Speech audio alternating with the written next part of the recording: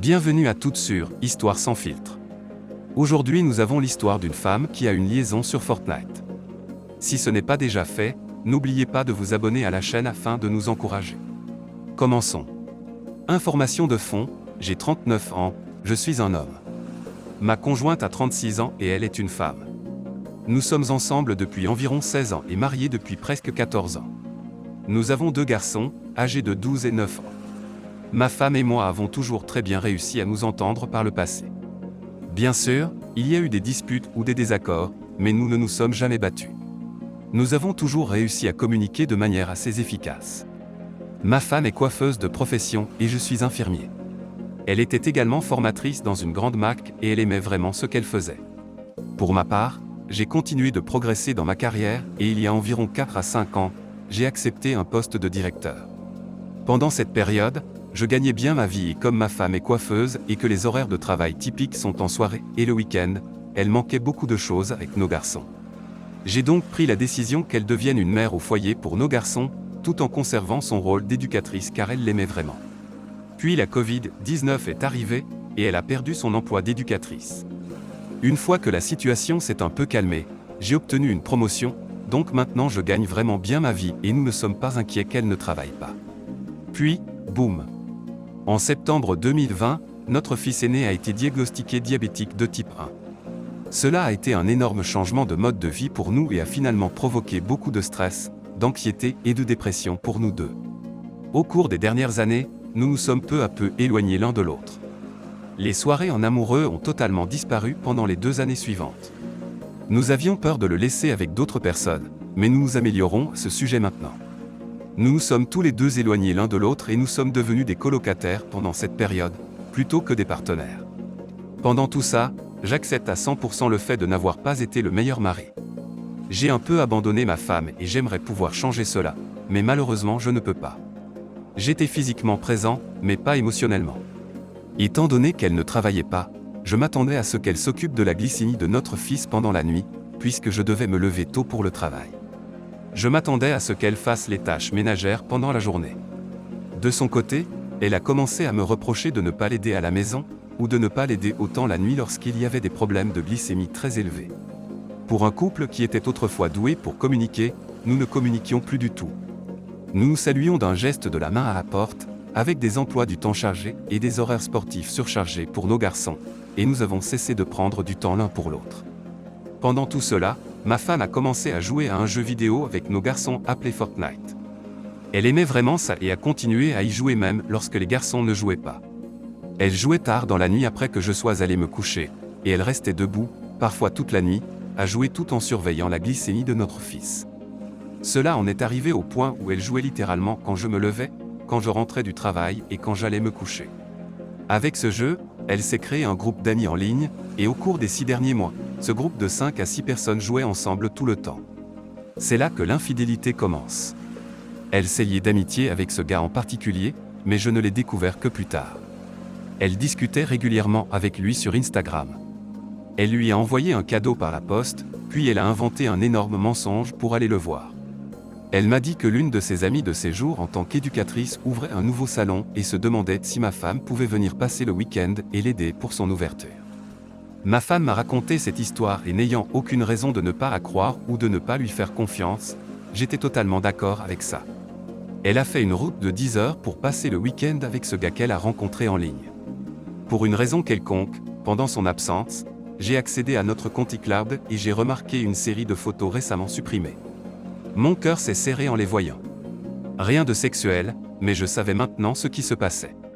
Elle a pratiquement éteint son téléphone pendant tout le voyage et à peine communiqué avec moi ou les garçons pendant les 4 jours où elle était partie. Finalement, elle est rentrée à la maison, a menti sur le voyage, et je l'ai confrontée à la vérité.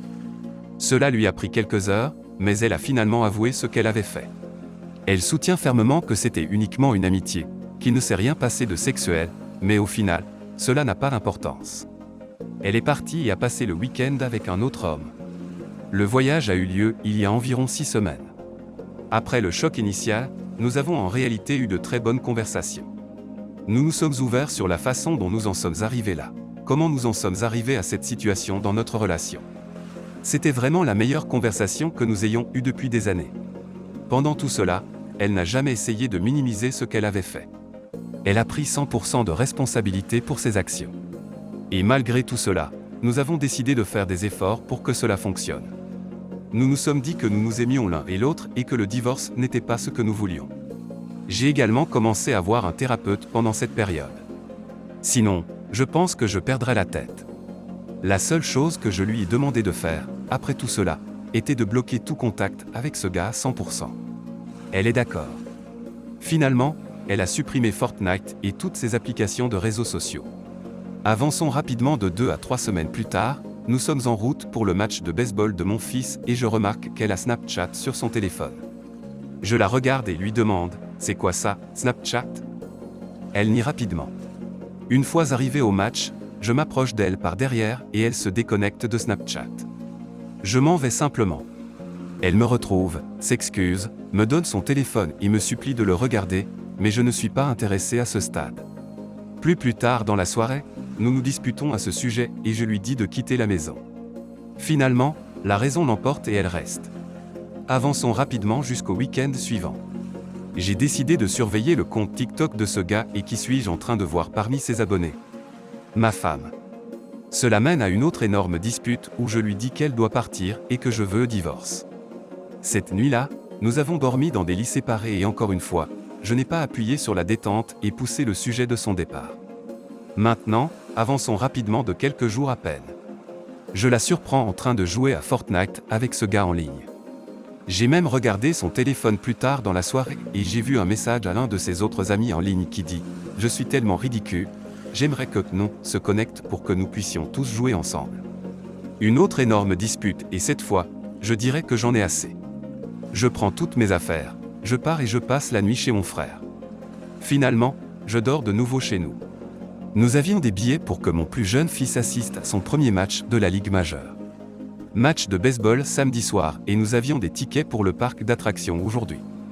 Donc, pour les garçons, nous avons fait ces choses ensemble.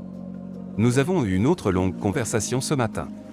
Elle a dit que la seule façon pour que ça fonctionne est que je contrôle mes explosions de colère. Ce avec quoi je suis d'accord, ce n'est pas sain de quelque manière que ce soit. Et je vais cesser de fouiller dans son téléphone même si elle m'a dit qu'elle était un livre ouvert et a laissé son téléphone déverrouillé pour que je puisse regarder si je le voulais.